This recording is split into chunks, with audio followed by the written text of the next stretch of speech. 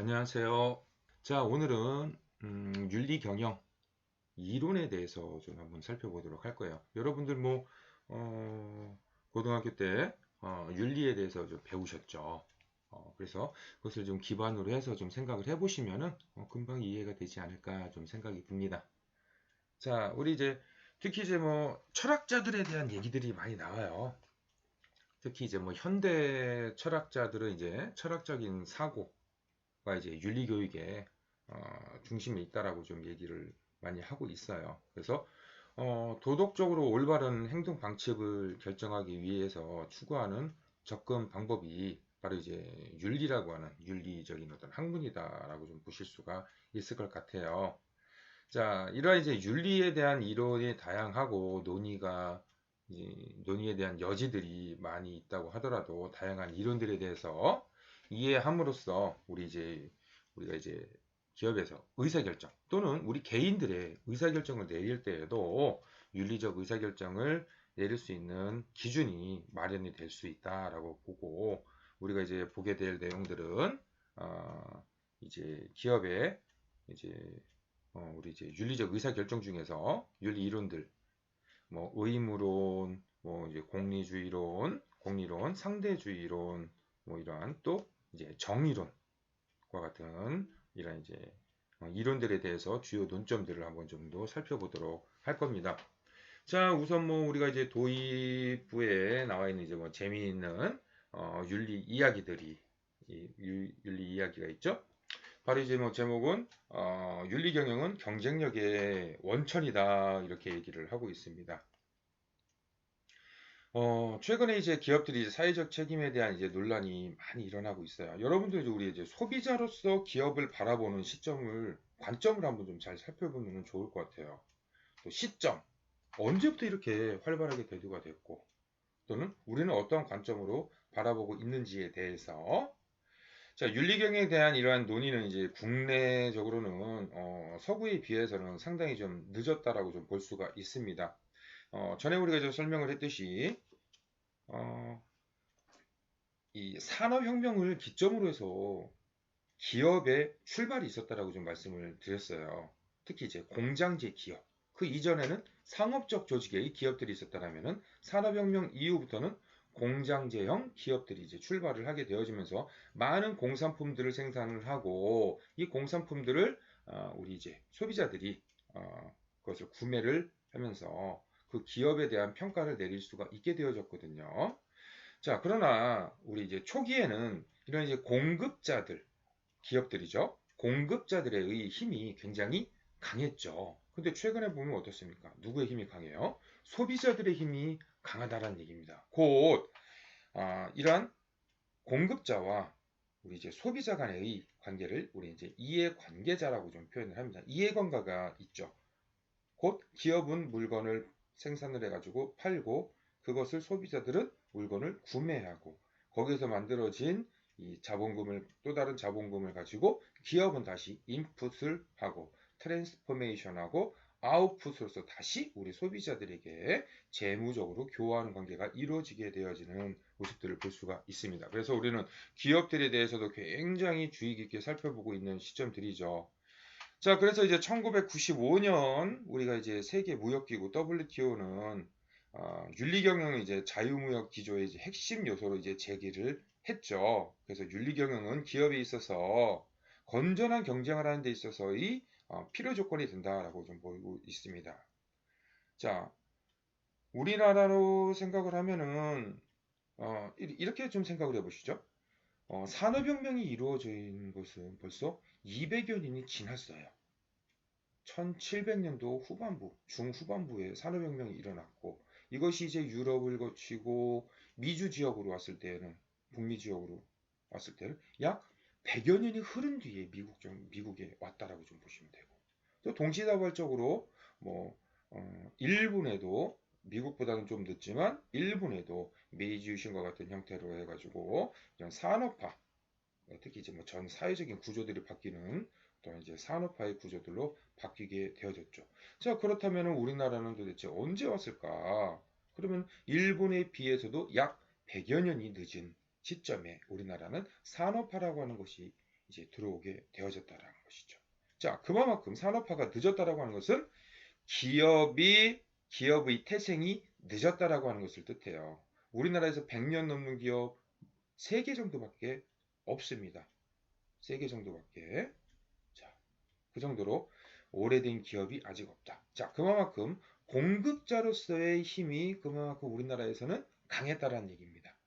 자, 점차 글로벌화가 이루어지면서 전 세계적으로 동시다발적으로 어떤 이제 그 사건이라든지 이슈들이 부각이 되어지고 있는 모습들을 보잖아요.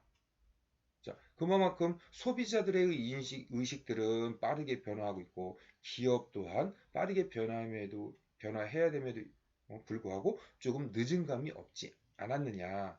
자, 우리나라는 여러분들이 이제 이렇게 시각을 보셔야 됩니다. 왜 우리는 서구 선진국들에 비해서 왜 이렇게 늦었을까라고 하는 관점에서 좀 출발을 해보셔야 돼요. 서구에 비해서 산업혁명이 200년 늦은 거예요. 또는 100여 년 늦었다라고 보시면 되는 겁니다. 그럼에도 불구하고 이런 세계적인 기업이 우리나라에서 출현을 하고 세계적인 기업들을 통해 가지고 국위가 선양이 되어지고 이런 세계적인 기업에서 일할 수 있는 기회가 만들어졌다는 것에서는 긍정적인 우리나라의 기업의 발전사들도 한 인정을 해줄 필요는 있다. 무조건 비판적인 시각으로 볼 것이 아니라 왜 늦었을까라고 하는 점들도 좀 고민을 한번 해보자라고 하는 겁니다. 자, 그래서 이러한 이제 WTO의 윤리 경영들이 이제 권유가 되어지고 현대적인 이제 우리 이제 전통적인 우선 이제 전통적인 견해로서 이제 밀턴 프리드먼이라고 하는 학자가 있습니다. 이거는 뭐라고 했냐? 기업의 사회적 책임은 기업이 자원을 이용해서 예컨대 사기나 기만이 없는 개방된 자율 경쟁 하에서 게임의 법칙을 지켜가면서 자신의 이익을 최대화시키는 것이다 라고 본다는 겁니다. 곧 철저한 시장 중심에서의 기업의 자본주의 체제의 가장 효율적인 활동을 하려면 자신이 잘하는 것만을 해야 한다라고 보았는데 현대적인 의미로서 이 데이비드라고 하는 학자는 기업은 사회에 큰 영향을 미치는 중요한 이론으로서 사회 전체적인 복지를 유지하고 향상시킬 의무가 있다는 얘기죠.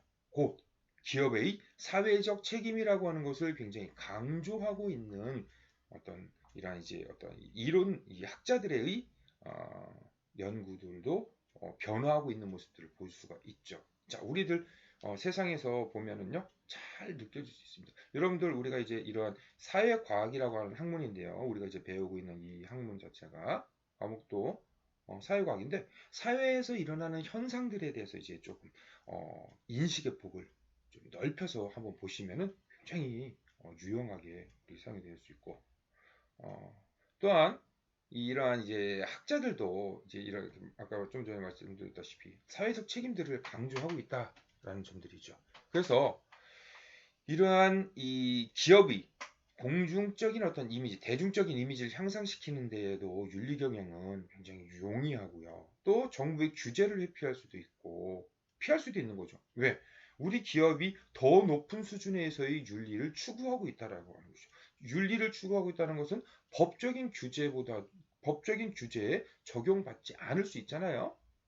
자, 그렇기 때문에 이런 윤리를 지키지 않으면 법적인 규제를 받게 되어지는 것이죠. 그래서 법이라고 하는 것은 윤리를 기반으로 해서 그것을 지키지 못했을 때 나타나는 현상에서의 사회적인 규범들을 만들어 나가는 것이죠. 자, 그러나 이런 윤리 경영을 만드는 데 있어서 실천하는 데 있어서 비용이 너무 많이 든다는 거예요. 또 본업인 그 기업에서의 본업에 대한 집중력을 떨어뜨리는 등 이런 이제 기업 경영자들의 입장에서 선뜻 덤벼들기 어렵지 않느냐라고 하지만 특히 이제 가장 이제 큰 문제점은 대기업들은 또는 글로벌 기업들은 이러한 이제 윤리 경영을 실천을 하지만 중소기업들에 있어서 이 어떤 자금적인 여유 또는 어떤 이제 기업 경영자의 어떤 이제 그 의사결정에 대한 문제 등등으로 인해 가지고 윤리 경영을 실천하기 어려운 실정이긴 합니다. 자, 그래서 이 앞으로는 그렇지만 이제 윤리 경영은 기업 경쟁력의 원천으로 삼아야 된다라고 하는 것이 전체적인 어떤 기조다라고 좀 보실 수가 있겠죠. 그래서 최근에는 이렇게 이제 CEO라고 하는 S6 오피서가 등장을 하고 있는 시대로 변화했다. 자, 그래서 우리 이제 윤리학을 이제 철학적인 사고 체계들을 한번 보면요. 이렇게 이제 규범적으로 공리주의, 의무론, 뭐 도덕론, 뭐 어떤 권리론 등등으로 이렇게 좀 철학적인 사고를 한번 해볼 수가 있습니다. 자, 그래서 윤리와 비윤리의 경계는 어디인가를 살펴보는 것이죠. 그래서 이것이 이제 응용이 되어져 가지고 생명윤리, 기업윤리, 환경, 직업 또는 교육, 법률, 공학 또는 또 의료인들에게 요구되어지는 윤리들 굉장히 많은 범위에서 사용이 되어지고 있는 시점이다라고 좀 보실 수가 있습니다. 자, 먼저 우리 이제 의무론적 관점에서 살펴보도록 하겠습니다. 의무론적 관점에서 보면 이제 경험 합리론이냐, 경험론이냐라고 하는 관점으로 좀 보게 되어지는데요. 의무적이라는 얘기예요. 인간에게 윤리적인 어떤 직관, 양심 같은 것이 어떤 행동에서 나오고 있으며 그 행동이 옳은가라고 하는 것을 이제 살펴볼 수가 있는 것인데요. 누구나 마땅히 지켜야 할 의무를 강조한다라고 하는 이론인 것이죠. 그래서 도덕성이라고 하는 것은 행동의 결과보다 동기에 의해서 그 옳고 그름이 결정된다라고 하는 관점에서 의무론적 관점이라고 보시면 됩니다. 그래서 행동이나 관행의 가치는 결과보다 그의 동기에 있다. 그래서 결과 중심적 사고가 아니라 행위 중심적 사고, 그리고 행위자의 심성과 동기에서 선과 악을 구별을 한다라고 좀 볼 수가 있는 것이죠. 자, 그래서 이제 우리 이제 데카르트는 논리적이고 합리적인 사고방식에 의해서 모든 것을 판단해야 된다라고 주장을 했습니다. 자, 칸트는 도덕의 이제 궁극적 기준은 이제 직관, 양심, 그리고 공리에 의해서 산출되는 것이 아니라 순수한 이성, 순수한 실천 이성에 의해서 만들어질 수 있다. 그래서 선언적 선의만 완전한 도덕적 행위를 담보할 수 있다라고 봤죠. 그래서 우리가 이제 절대적인 의무론을 강조하고 있는 것이 이제 칸트의 이론이다라고 보실 수가 있습니다. 자, 그래서 칸트의 의무론에서 두 가지 정도로 좀 볼 수가 있는데, 절대적인 도덕적 의무가 서로 충돌할 때 우리가 어떻게 행동해야 될 것인가 분명한 기준을 보여주지 못한다는 점에서 문제가 있다라고도 얘기를 하고 있고요. 또 이러한 이제 딜레마적인 측면들이에요. 진실을 말할 때 무고한 사람이 악한에 의해서 살해될 것이 뻔한 상황에서 무고한 사람을 죽여서는 안 된다는 원칙과 거짓말을 해서는 안 된다라고 하는 이러한 딜레마가 만들어진다는 거죠. 그래서 이러한 딜레마에 대응하기 위해서는 절대적인 도덕적 의무 대신에 조건부적인 의무를 다양하게 제시를 한다는 겁니다. 예를 들어서 자신이 과거에 한 약속을 지켜야 한다는 계약 이행 의무, 또는 타인에게 해를 끼치지 말아야 한다는 악행 금지 의무, 가능한 선을 극대화한다라는 하는 선행의 의무 등으로 우리 선언적 선의 등에 대해서 얘기를 하고 있습니다. 또 이제 옵스는 인간의 이기적인 본성을 통제할 수 있는 사회적인 윤리를 찾고자 했고요. 여기 이제 로스는 특별한 상황이 발생할 때 예외가 인정되는 조건부적인 의무를 주장을 하기도 했습니다. 그래서 이 로스 같은 경우에는 명백한 의무로의 신의 의무, 감사의 의무, 정의의 의무, 선행의 의무, 자기 향상의 의무, 남에게 해를 끼치지 않을 의무 등에 대해서 얘기를 하고 있죠. 자, 이런 이제 의무론적 관점을 보면은 어디에 기준을 두냐는 거죠. 바로 도덕적인 관점에서 시작을 하는 것을 좀 많이 찾아볼 수가 있습니다. 그래서 우리가 이제 도덕, 곧 우리가 이제 만들어진 태도의 형성이 얼마만큼 잘 되었느냐, 윤리적인 태도 또는 좀 도덕적인 태도들이 얼마만큼 잘 형성이 되어졌느냐를 통해서 이제 볼 수가 있는 내용들이고요. 자, 우리 이제 두 번째로 요거는 여러분들이 많이 아시죠? 공리주의 이제 벤담의 공리주의 최대 다수의 최대 행복 또는 이제 최대 다수 최대 선이다라고 좀 표현을 하는 이론이죠. 자, 이것은 바로 이제 18세기 바로 산업혁명 당시에 사회 개혁의 기초가 되었습니다. 그래서 개인의 쾌락과 그 총합이 극대화되는 것을 최우선의 가치로 여겨진다라고 하는 낙관주의적인 이념에서 출발을 하게 되어졌죠. 자, 다음은 이제 밀은 공리주의적인 쾌락에도 그 질적인 차이가 있다라고 본 겁니다. 그래서 고전주의적인 공리주의를 넘어서 여기서 좀 더 발전을 한 이론이죠. 발전을 하게 만드는 이제 밀인데 잠시 뒤에 또 살펴볼 겁니다. 타인에게 권리를 해하지 않는 선의 모든 개인적인 권리와 자유를 인정하는 도덕관을 제시했다. 그래서 뭐라고 하냐? 만족한 돼지보다는 불만족한 인간이 좋고 만족한 바보보다는 불만족한 소크라테스가 좋다라고 하는 유명한 얘기가 있죠. 자, 그래서 이 공리주의적인 관점에서 보게 되면은요, 세 가지가 있습니다. 이런 도덕적으로 옳은 일이 되어야 된다라고 하는 관점인데요. 첫 번째로 가장 많은 사람에게 가장 많은 혜택을 주는 경우. 두 번째, 어떤 집단이 받게 되는 순이익이 다른 모든 집단이 얻는 이익보다 클 경우. 세 번째, 관계가 있는 개인들에게 주어지는 직간접적인 이익이 다른 방법보다 클 경우. 이러한 공리론적 관점에서 접근을 한다라고 볼 수가 있습니다. 자, 그래서 이러한 이제 공리주의적인 관점이요, 현대의 기업 관점에서도 굉장히 많이 나오는 윤리적인 의사 결정 중에 하나의 이론입니다. 이런 공리주의 접근 같은 경우에는 행동의 결과를 중요시해서 판단하는 목적론적인 이론입니다. 자, 이게 목적론적인 이론입니다. 목적론. 아까 우리 이제 의무론이라고 표현을 했죠? 이거는 이제 공리주의는 목적론이라고 좀 보시면 되겠습니다. 의무론과 달리 결과를 중시한다는 겁니다.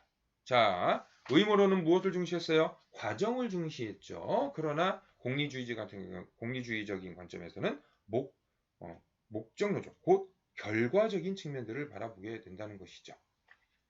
자, 여기서도 이제 장단점들이 발생을 하고 잠시 뒤에 살펴보도록 하고요. 세 번째로 이제 정의론적인 관점입니다. 자, 칸트와 벤담을 비판한 이제 니체에서 출발했고요. 자, 무어의 윤리적 회의주의로 확산이 되어졌습니다. 자, 곧 정의론은 기업의 의사결정이 사회 정의의 원칙이 기준으로 결정되어야 된다는 것이죠. 곧 사회 정의의 원칙이 되어야 된다는 겁니다. 이 정의는 사람을 평등하게 그리고 공정하게 처우하는 것을 말하는 것이고요. 이러한 것은 이익은 물론이고 비용도 공평하게 배분해서 잘못을 저지른 자에게도 상응하는 불이익을 주어야 된다고 하는 주장을 하고 있어요. 그래서 정의의 원칙은 기업의 경제적 이익과 항상 일치하지 않을 수 있다라고 하는 가정을 다음과 같이 보고 있습니다. 자, 뭐라고 하냐? 첫째, 다른 사람이 누리는 기본적인 자유를 가질 권리가 있다. 두 번째, 사회 경제적 차별은 직위와 책임에 상응하고 각자의 이익을 고려해서 적절하게 인정되는 범위 내에서 조정이 되어야 된다라는 얘기입니다. 다시 얘기하면 누구나 지위와 권한에 상응하는 차등 대우를 인정하고 그것이 모두에게 이익이 된다라고 보고 있는 것이죠. 자, 그래서 무어는 감정주의 또는 정의주의 윤리설이라고 이제 표현을 했습니다. 정의주의. 자, 롤스는요, 평등한 정의론이다. 그래서 사회 정의 보편적 기준을 제시하면서 규범 윤리학의 새로운 장을 열었습니다. 곧 공리주의가 가진 어떤 부정의와 불합리성을 비판을 했고요. 무지의 배일에 의한 가상적 합의라는 평등적 사회 계약론을 제시를 한 것을 뜻하게 되어집니다. 그래서 근본적으로 우리 개인들의 자유와 기회의 평등이 합의된 정당성으로 보장이 되어야 된다라고 표현을 하고 있는 것입니다. 자, 드 조지라고 하는 학자는 정의의 개념을 보상의 정의, 교정적 정의, 분배의 정의, 절차의 정의로 구분을 하고 있습니다. 우리가 이제 절차라고 하는 이 정당성이라고 하는 측면들, 여기서는 이제 정의라고 표현을 하지만요. 우리 이제 그 기업에서 기업 조직에 대한 이론 중에서 공정성 이론이라고 하는 것이 있어요. 특히 이제 여기에서 좀 나온 조직 공정성 이론에서 나오는 것은 규범적 공정성, 또 하나는 분배적 공정성, 또 하나가 절차적 공정성. 좀 어려운 얘기이긴 하지만 이러한 어떤 공정성에 대한 의미들로서 기업 내부의 조직 구성원들에 대한 어떤 동기부여적인 측면들 또는 공정적인 측면들을 제시를 하고 있다라고 좀 보실 수가 있습니다. 또 한 학자는 우리 마이클 샌델이죠. 유명한 우리 정의란 무엇인가. 자, 마이클 샌델은 공동체 정의론 를 주장을 해요. 그래서 롤스의 정의론을 개인의 자유만 고려한다라고 비판을 했고, 이에 더욱더 제기를 한 것은 무엇이냐면은 개인적인 자유에서 보다 발전된 사회적인 자유 또는 어떤 이제 그 집단적인 자유에 대한 공동체적인 정의론을 주장을 하고 있습니다. 자, 또 하나가 이제 상대주의 이론인데요. 요게 이제 놓친 한데 상대주의론은 어떤 사회에서 이제 비판적인 윤리 행위가 다른 사회에서는 윤리적인 것으로 판단되어질 수 있다. 그렇기 때문에 그러한 개인이나 사회가 가지는 상대성이라고 하는 기준에 의해서 봐야 된다. 그래서 아무리 완벽한 윤리 기준이나 사회 규범이라도 이를 적용하는 데 필요한 문화나 관행이 이질적이기 때문에 모든 구성원에게 적용하기 어렵다. 이거 굉장히 중요한 겁니다. 우리가 국제사회 곧 국제적인 어떤 글로벌적인 관점에서 보게 되어지면은 각 나라마다의 어떤 도덕적인 관점 또는 윤리적인 관점도 달라요. 도덕적인 관점들은 대부분 어디서 출발하냐면은 종교적인 관점들 또 윤리적인 관점도 종교적인 관점에서 도덕을 배우고 도덕에서 윤리로 나아가는 모습들을 좀 많이 보고 있거든요. 그래서 특히 종교적인 관점에서 이런 이제 상대성이라고 하는 측면들이 굉장히 많이 나올 수 있는 측면들이 있다는 겁니다. 자, 그래서 이런 이제 개인이나 지역, 국가들마다 다른 가치관이나 관행들을 인정해야 된다. 그래서 이러한 윤리 철학적 판단 기준을 지지를 받지만 여러 가지 또 다른 어떤 이제 그 문제점들을 가지고 있다. 이것은 잠시 뒤에 좀 살펴보겠습니다. 자, 상대적인 관점이라는 얘기예요. 자, 다음은 제가 이제 여기에 이제 하나 이제 넣은 주제가 뭐냐면 공리주의와 정의론적인 관점에서 공리주의와 정의론적인 관점에서 두 가지가 대립할 수 있는 사건이 있었는데요. 1980년대 남아공에서 칼텍스 정의, 우리나라에도 있죠. GS 칼텍스.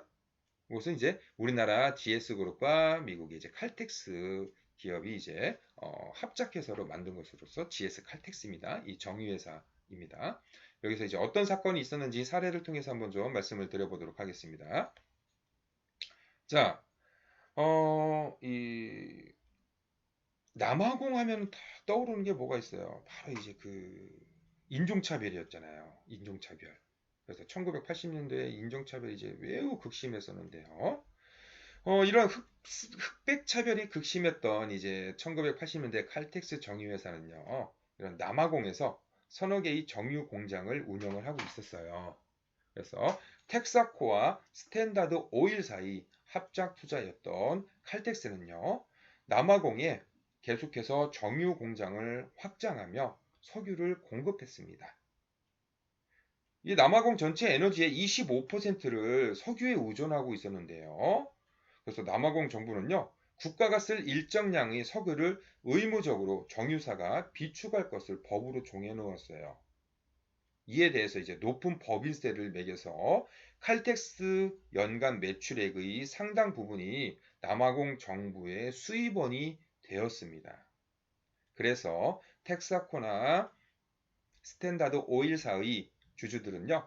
칼텍스의 남아공 정유공장 운영이 백인 우월주의를 표방한 남아공 정부를 도와주고 있다며 철수를 주장을 했습니다. 누가요? 주주들이요.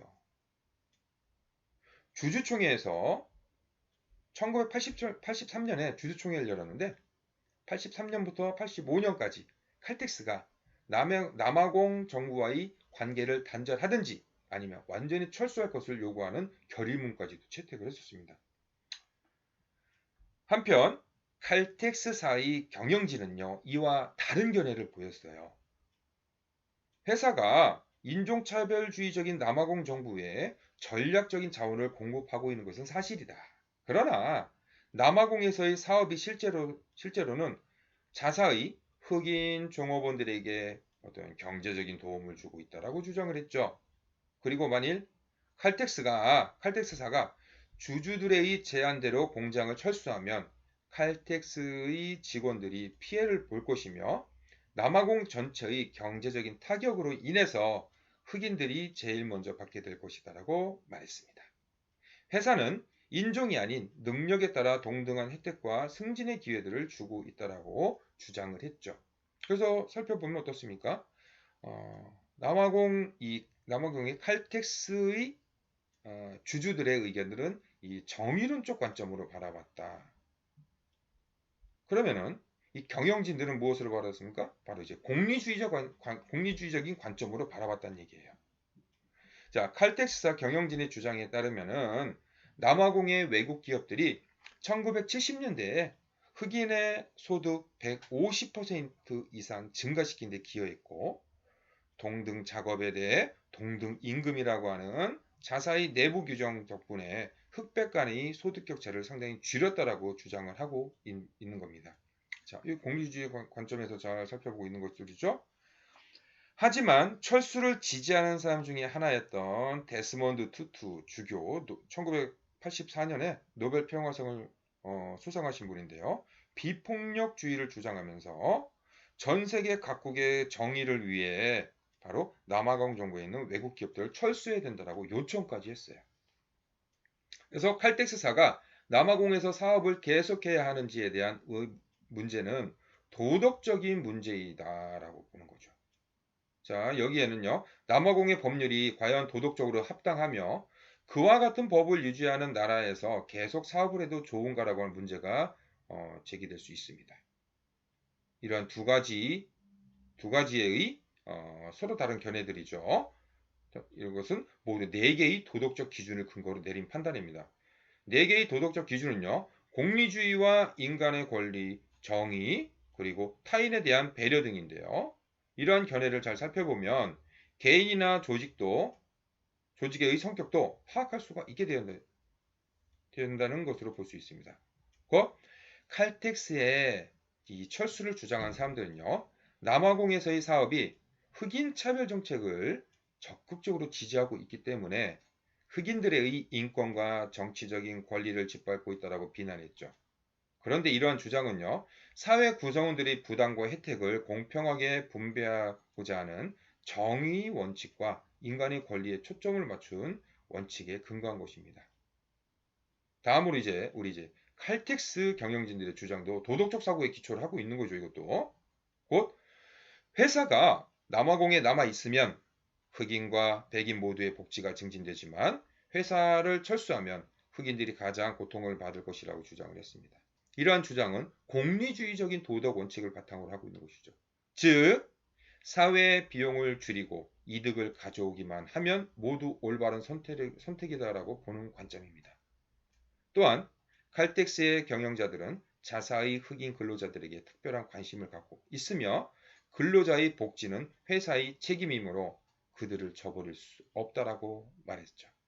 이는 관심과 배려의 윤리로도 주위 사람들의 복지에 구체적인 관심을 갖는 것을 일컬을 수 있습니다. 이처럼 우리가 이런 사례에서 보면은요, 도덕적 판단에서 다양한 접근 방식이 있을 수 있다는 얘기입니다. 그래서 도덕적 원칙이 적용이 되어질 수 있고요. 각 방식에서 다른 방식이 지나치기 쉬운 도덕적인 행동을 강조하면서 도덕적인 판단을 유도하게 되어질 수 있다라고 하는 아주 재미있는 사례입니다. 자, 그래서 윤리학의 이론을 보면요, 이제 의무론에 대해서 좀 얘기를 했죠. 그래서 이제 도덕적인 측면에서의 옳고 그름, 그래서 공리론, 그래서 쭉 우리가 좀 얘기를 했고요. 자, 아까 이제 공리주의에 대한 사상에 대해서 좀 더 이제 발전시킨 사람이 누구냐? 이제 밀이라고 하는 사람입니다. 자, 19세기 영국이 이제 철학자이자 경제학자입니다. 그래서 질적 공리주의 사상으로 벤담이 양적 공리주의와 이제 구분이 되어지고 있습니다. 그래서 자유주의와 사회 민주주의 발전에 기여를 했어요. 자, 이 내용을 한번 보면요.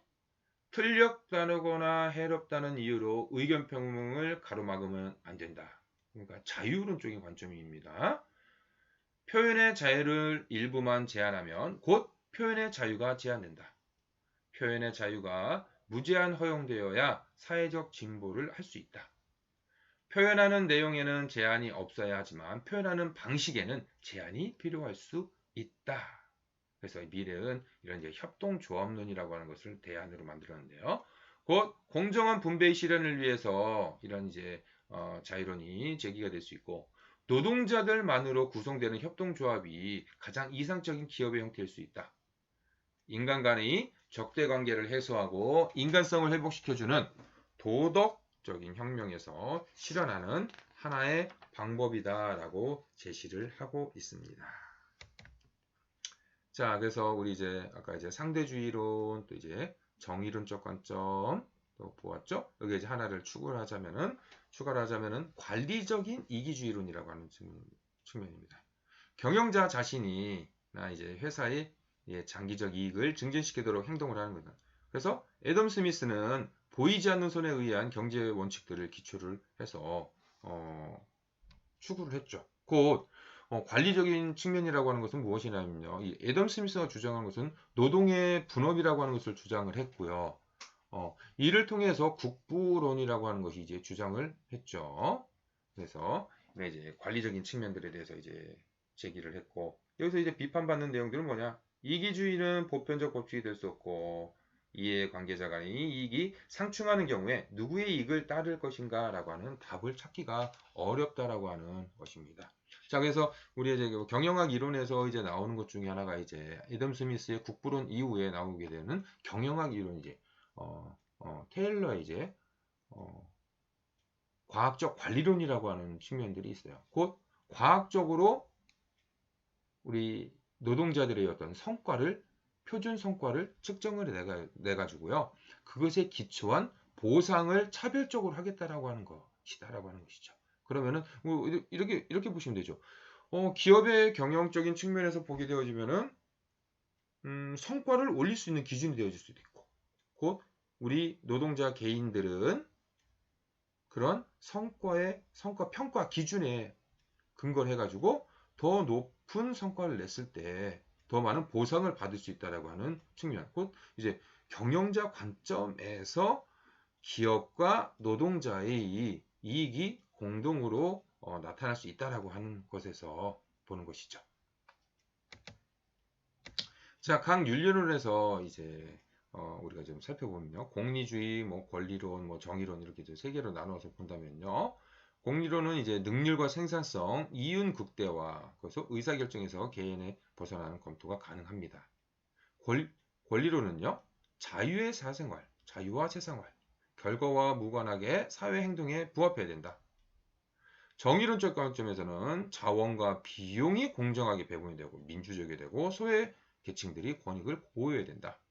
공리론의 단점은 변수 계량화가 불가능하고요. 이런 이제 자원 배분이 불균형하게 나타날 수 있다는 얘기죠. 그래서 공리적인 결과에 영향을 받는 소수인들이 권리를 무시를 받을 수 있다. 그러니까 최대 다수가 그 권리를 다 가져갈 수 있다는 것, 주장을 할 수 있다는 것을 뜻하고 한계점으로는 인적 사회적인 비용 측정이 곤란하고요. 소수자의 권리를 경시할 수 있다.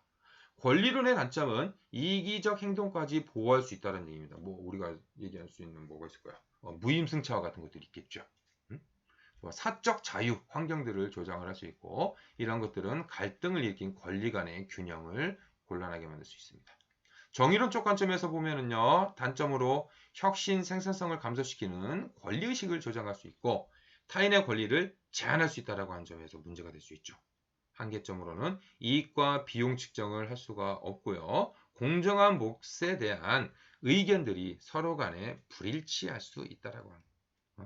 의견이 공정한 무게에 대한 의견들이 불일치가 아니라 일치할 수 있다라고 하는 점에서 우리가 이제 또 다른 문제들이 발생했죠. 곧 뭐냐면 공정한 목적에 대한 기준들이 다른 거예요. 자, 그래서 우리 이제 윤리경영은 1960년대 기업과 관련해 가지고 사회적인 이슈들로 등장을 합니다. 그래서 1970년대 우리 이제 전 시간에 배웠죠. 70년대 미국을 중심으로 해 가지고 사회적인 이 영향력이 기업에 확대가 되어짐으로써 어떤 이제 소비자의 피해라든가 뇌물수수 그리고 가장 큰 문제가 사회적인 문제 중에 환경오염이에요. 환경오염. 이런 경험을 하게 되어지면서 1960년대부터 등장을 하게 되어지게 됩니다. 그래서 1970년대에 사회적인 영향력들이 확대가 되어졌죠. 그래서 1960년대 이전까지만 하더라도 공정한 임금이라든지 부당한 노동관행 폐지, 작업장 환경 개선 등에 따라서 이제 종교동체를 중심으로 해가지고 주장이 되어졌고요. 그래서 이러한 이제 자본주의 도덕성 이슈의 중심이었다라면은 60년대 이후부터는 미국 사회에서 이제 군수산업의 전경유착, 독극물, 이제 핵폐기물 처리 등의 이슈에 관한 경제적이고 정치적인 기득권에 대한 비판으로 이런 군수산업 컴플렉스라는 반기업 정서가 나타나게 됩니다. 그래서 이제 우리가 1962년 케네디 정부에서는 소비자 권익 보호에 관한 담화문을 발표를 했고요. 그래서 1963년에는 바틀렛 이제 기업 윤리가 시초가 되어져서 출발을 하게 되어집니다. 자, 1970년대는 이제 기업 윤리가 이제 태동하는 시기로 바로 이제 기업 윤리화에 대한 계기는 1968년 카르의 마케팅 윤리에 관한 논문을 발표하면서 1970년대부터 윤리경영에 대한 신학 철학자들이 기업 경영 활동에 적용할 수 있는 독창적인 이론들을 제시함으로써 이런 이제 기업의 책임론들이 확산이 되어지고 이해관계자들에 대한 긍정적 이미지 형성 등 사회적 요구 증가와 함께 다양한 관점으로 발전을 하게 되어집니다. 그래서 1970년대 바로 이제 닉슨 행정부 시절에 워터게이트 사건들이 일어나면서 정부 조직의 윤리성에 대한 중요성에 대해서 일깨우기 시작이 됐고요. 카터 대통령 시절에는 로키드 마틴, 우리 이제 그 이제 항공기 있죠? 뇌물 사건 이후에는 바로 이제 해외 부패 방지법을 제정을 해가지고 미국 기업이 국제간 거래를 하는 데 있어서 다른 나라의 정보 관리에게 뇌물을 제공하는 행위를 불법으로 명문화를 하게 되어지는 시대로 변화하게 되어졌습니다. 그래서 1970년대 후반에는 뇌물수수, 허위광고, 제품 안전, 환경 등 주요 윤리적 이슈들이 나타나게 되어졌습니다. 자, 80년대는요, 이제는 이제 윤리 경영이 이제 강화되어지고 여기에 따라 어떤 이제 교과서들이 등장을 하게 되어지는 시대로 변화하게 되어졌습니다. 자, 그래서 이 1980년대부터 이제 윤리 경영을 하나의 이제 학문으로 인식을 하게 되어졌고요. 우리나라 같은 경우에는 2000년대 후반부터 윤리 경영이라고 하는 이러한 이제 그 과목들이 4년제 대학교에 본격적으로 등장하게 되었습니다. 그래서 윤리경영으로 한 학문으로 인식을 하고요. 마케팅 관련 경영 윤리들이 발표되어지고 1989년 내부 신고자 보호법들이 제정이 되어졌습니다. 자, 또 하나 이제 굿 파터스가 발표한 바로 이제 경영 윤리는 기업 윤리 경영의 교과서가 되고 있고요. 호프만과 제니퍼 등의 윤리와 경영 그리고 컴퓨터 기술은 컴퓨터 기술 경영 윤리로 존슨의 컴퓨터 윤리와 더불어 정보관리 윤리의 중요성을 제기합니다. 우리가 전 시간에 배웠었던 이제 라스니악 1987년 라스니악과 머피는 경영자를 위한 마케팅 윤리 지침들을 만들어냈습니다. 그리고 1989년 다시 얘기하면 내부 신고자 보호법들을 통해서 기업의 내부에 있는 사안에 대해서 외부로 알려지는 일들이 발생을 하게 되죠. 자, 90년대에는요, 윤리경영의 확산이 본격적으로 이루어지면서 1991년 미국 연방 판결 지침이 이제 윤리적인 수준을 획기적으로 바꾸는 시기가 되어졌고요. 95년에 기업 윤리 원칙들을 미국에서 모델을 제정했고, 이러한 이제 많은 제도와 대비 높은 수준의 윤리적인 표준들은 아직 마련하지 못했다. 당시만 하더라도. 자, 우리나라는 미국도 이제 선진국에 비해서 이제 늦었죠. 그래서 1970년대 초 들어서 이제 초중고등학교 이제 도덕 국민 윤리가 독립적인 교과가 되어졌고요. 대학에서는 국민윤리 과목들이 채택을 했었습니다. 그래서 1970년대 대학에서 국민윤리 강좌들을 교양 필수 과목들로 개설하는 등 윤리에 대한 부분들에 대해서 이제 많은 의미들을 이제 갖게 되어졌고, 자, 그래서 우리나라 이제 1992년에 한국경영학회에서 한국의 기업윤리를 발간을 합니다.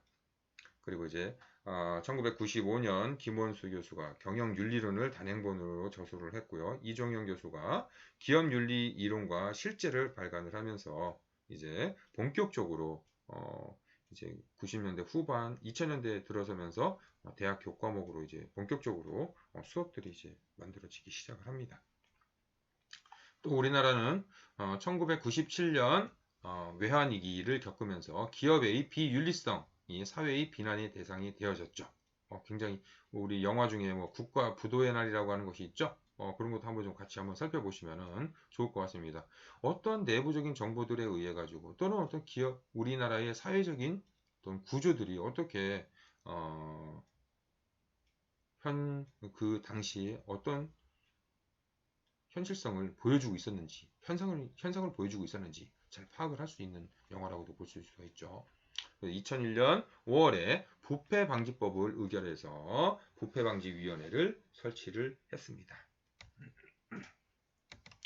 자, 그래서 이렇게 좀 한번 쭉 정리를 해볼 수가 있겠죠. 60년대는 환경적인 이슈들로 변화를 해가지고 70년대는 굉장히 이제 종업원 투쟁, 인권과 관련해서, 그리고 이제 80년대에는 뇌물적인 측면들에서 많이 나타났고요. 그래서 투명성들이 이슈였습니다. 90년대 들에서는 제3세계 국가들의 우리 이제 다른 얘기를 표현하면 뭐가 있을까요? 페어 트레이드라고 하는 표현들 잘 아시죠? 페어 트레이드, 공정무역과 관련되어 있는 문제들. 이제 2000년대 들어서 사이버 범죄, 국제 금융, 재무, 국제적인 부패, 그리고 종업원의 사유권, 지적 재산권 침해 등과 관련된 문제들이 중요시되고 있습니다. 자, 윤리경영은 학문적으로 이제 규범적인 측면들, 그리고 이것을 이제 이론과 응용으로 나누고요. 응용적인 규범 윤리학을 실천 응용 윤리학, 사회 윤리학으로 이렇게 구분해서 살펴볼 수가 있습니다. 자, 이해관계자 우리가 이제 많은 표현들을 사용을 했는데요. 우리 오늘 이제 4주차고 5주차, 6주차 정도에 제가 이제 우리 교재에는 없는 내용 중에 하나 이제 이해관계자 분석이라고 하는 시간을 한번 좀 가져볼까 해요. 제가 지금 공지를 따로 하겠지만 한번 보시면요. 기업의 이제 이해관계자입니다. 우리 이제 여기 기업이 있죠. 기업 내부와 관련되어 있는 사람들이 누가 있습니까? 관련자들, 이해관계자들, 이해관계를 맺고 있는 경영자도 있죠. 기업주도 있죠. 여러분들 기업주와 경영자는 다릅니다. 기업주와 우리가 이제 전경련이라고 있어요. 전국경제인연합회. 여기는 기업주들이에요.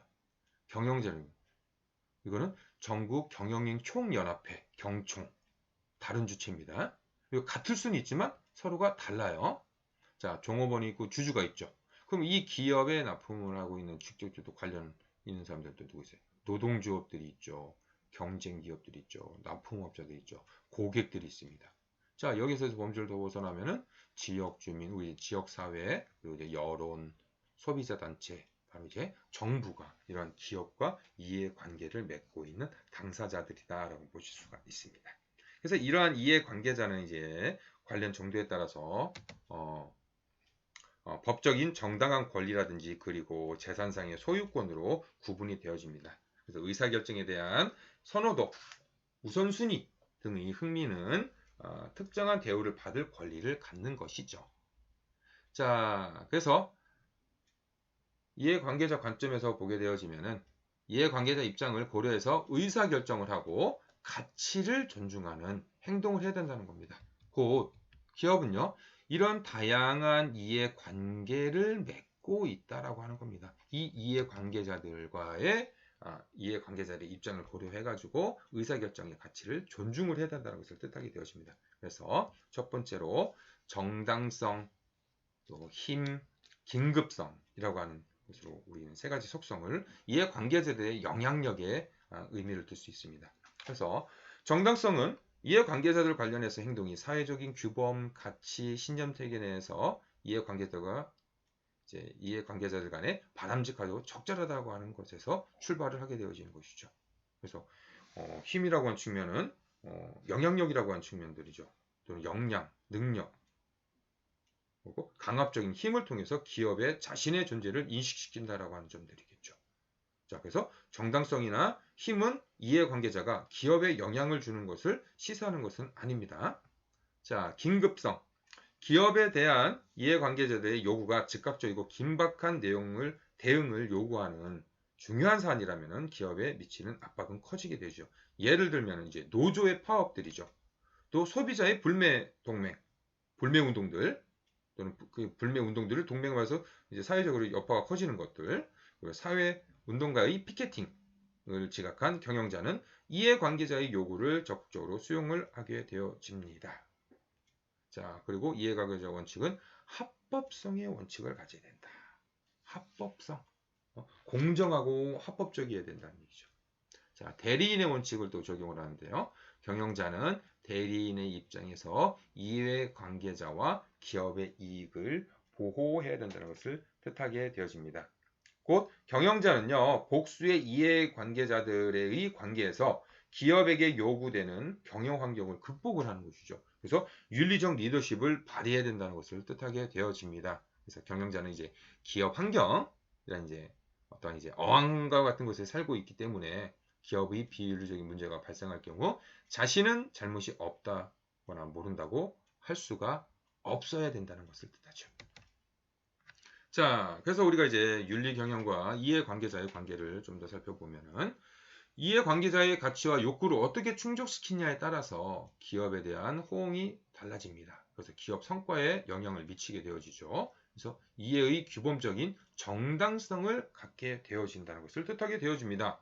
그래서 아까도 잠시 살폈지만 기업은 고객, 정부, 지역사회, 공급, 주주, 종업원들 여기에 또 대중매체라든지 경쟁자들이라든지 거래관계라든지 이해 집단과 관계를 맺고 있다. 곧 여기는 직접적인 1차 이해관계, 여기는 대중매체, 경쟁자, 거래관계, 이해집단은요 2차적인 이해관계를 맺고 있는 것을 볼 수 있죠.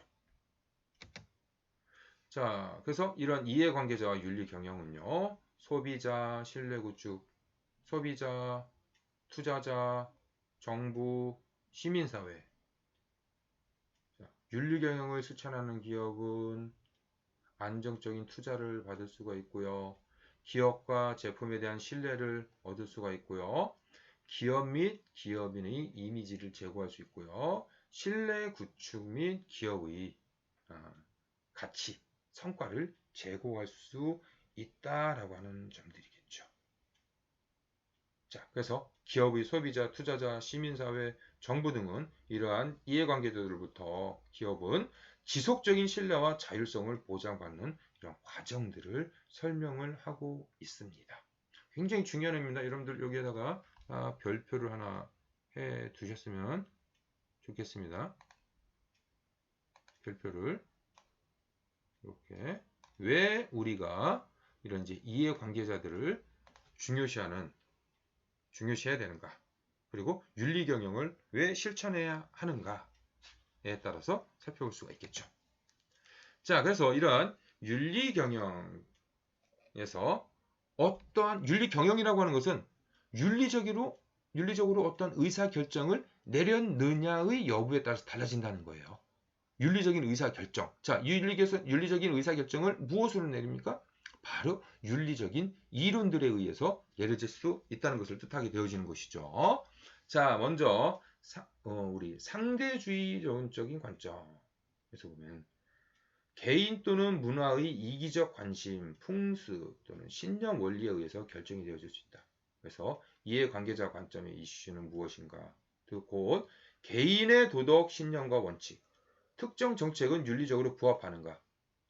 모순적인 신념과 원칙들은 어떻게 협상할 것인가? 우리 이제 아까 특히 이제 뭐 글로벌 관점에서 국가와 국가 간의 어떤 이제 체계에 대해서 또는 뭐 종교의 차이라든지 문화의 차이라든지 이런 것에 따라서 볼 수 있는 것들을 얘기하죠. 자, 공리주의적인 관점에서 보면요. 행위 결과에 의해서 결정된다. 뭐 비용 대비 순편익이 최대이면 행동은 도덕적이 될 수 있다는 것이 공리주의 관점인 거죠. 그러나 문제는 뭐가 될 수 있냐? 집단과 개별적 관심을 함께 고려해야 된다는 얘기입니다. 집단과 개별. 그리고 모든 당사자의 최대선을 근거로 수립을 해야 되고 영향받은 집단의 비용과 편익을 평가해야 된다. 영향을 받은 집단의 비용과 편익. 보편주의적인 관점에서 의무론적 관점. 모든 사람의 존경받는 의도적 행동의 정도에 의해서 결정이 되어져야 된다. 정책으로 위험에 처한 개인의 복지가 명확한가? 개인들의 의무가 명확한가? 개인에게 수용 가능한 행동이나 정책들이 명확한가? 자, 다음은 권리론적인 측면, 개인의 자격들이죠. 표현의 자유, 행복, 자존감 등을 추구에 보장되는 개인의 권리들. 침해당할 수 있는 개인의 권리를 명확한가? 개인의 법적, 도덕적 근거가 명확한가? 공리주의 원칙으로 도덕적 정당성에 대한 부분이 명확한가를 살펴봐야 되겠죠. 그리고 자 여기서 권리론과 공리주의적인 측면들 우리가 이렇게 또 비교를 해볼 수 있죠. 자 정의론적인 측면들 아까 우리가 이제 1980년대의 남아공의 칼텍스 사례를 살펴보았죠. 공정하게 배분되어야 하는 기회, 또는 분담의 정도는 어떠한가라는 분담의 정도가 이 도덕적 행동의 원천이 될 수 있는 것이죠. 곧 이해관계자에 대한 비용과 편익은 공정한가? 비용과 편익 분배 절차는 공정했는가? 그렇죠? 어디 관점으로 보는 거죠? 어느 관점으로 보죠? 자, 여기서 여러분들 잘 생각을 하셔야 되는 거예요. 그래서 공리주의적인 관점과 정의론적인 관점을 또 한번 우리가 이제 사례를 통해서 봤으니까 이 점들 한번 잘 이해를 하셨으면 좋겠습니다. 자, 곧 의사결정이라고 하는 것은 모두 다 윤리적인 관점에서 바라보는 거예요. 어떤 게 나쁘고 좋고 하는 문제가 아니에요.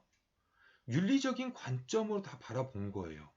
그러나 그 상황, 특히 우리가 지금 바라보는 것은 이해관계자들과의 관계에 있어서 어떤 것이 최선의 윤리적인 의사결정이었는가를 살펴볼 수가 있어야 된다는 거죠. 자, 윤리경영과 이제 기업 이미지라고 하는 측면들이죠. 기업의 이미지는 특정 기업에 대한 개인의 신념, 생각, 감정, 그리고 인상 등 기업에 부여하는 이미지를 뜻하게 되어집니다. 그래서 기업 이미지의 형성에 주는 요인들을 보면요. 그 기업의 경영 이념, 가치관, 구성원의 의식, 기업 문화, CI, 신뢰도, 제품과 서비스의 품질, 사회 공헌도 등을 보는 것이죠. 그래서 그러한 이렇게 쌓아진 형성된 이미지들을 기업 행동 이미지, 사회 행동 이미지, 기업 공헌 이미지 등으로 우리가 확인을 할 수가 있게 되어지는 것이죠. 곧 이러한 윤리 경영에 기초한 기업의 이미지들이 형성이 되어진다면요. 바로 다른 기업들 또는 우리가 이제 우리 사회에서 갖는 차별적인 경쟁적인 어떤 경쟁력 이미지라고도 볼 수가 있죠. 그래서 우리가 이제 윤리적 기업 이미지는 구성원의 자긍심을 제고하고 작업 효율과 품질로 연결이 되어집니다. 그래서 기업 이미지를 높여서 장기적인 이익을 증가시키기 때문에 매우 중요하다. 자, 그래서 이런 기업 이미지의 구성 요소들 각각 이제 한번 살펴보시기 바라겠고요. 자, 1교시 토론은 지금 이것은 여러분들이 한번 정도 생각을 해 보시면 좋을 것 같아요. 1교시 토론은 없고요. 윤리 경영에 있어서 공리론, 권리론, 정의론으로 이제 크게 나뉘는데 이런 입장에서 경영자라면 윤리론에 입각해서 어떠한 윤리 경영을 추천하겠냐? 곧 윤리적인 의사결정을 어떠한 관점에서 볼 것이냐, 결정을 할 것이냐라고 하는 중요한 기로에 서게 된다. 그러면 그 이유는 어떤 것일까? 여러분들이 자체적으로 생각을 한번 해보시면 좋겠습니다. 잠시 뒤에 뵙겠습니다.